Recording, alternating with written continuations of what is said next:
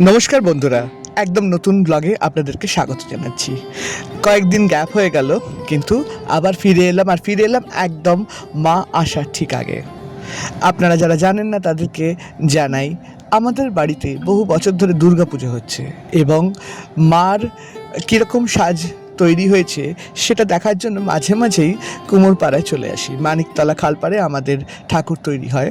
কলকাতার বিভিন্ন জায়গায় দুর্গা ঠাকুর তৈরি হয়, কুমোরটুলি পটুয়াপাড়াতে আছি, তাছাড়া মানিকতলাতে কিন্তু বেশ বড় বড় ঠাকুর তৈরি হয়। বিশ্বকর্মা পুজোর জন্য অলরেডি অনেকটা প্রস্তুতি এগিয়ে গেছে, প্রচুর বিশ্বকর্মা ঠাকুর তৈরি হচ্ছে, আর তার মাঝে মাঝে মায়ের বিভিন্ন মূর্তি দেখে মনটা ভরে গেল।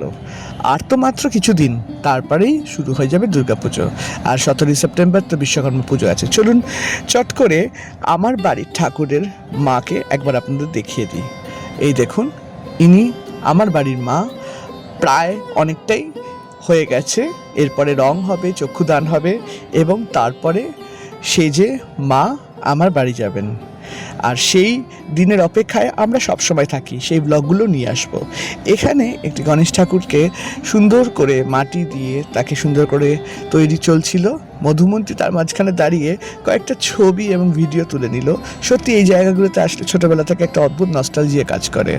মা সরস্বতী, গণেশ, মা দুর্গা, লক্ষ্মী, কার্তিক সব নিয়ে এক জমজমাট পরিবেশ। যাই হোক, ভালো থাকবেন, সুস্থ থাকবেন, জলদি দেখা হচ্ছে।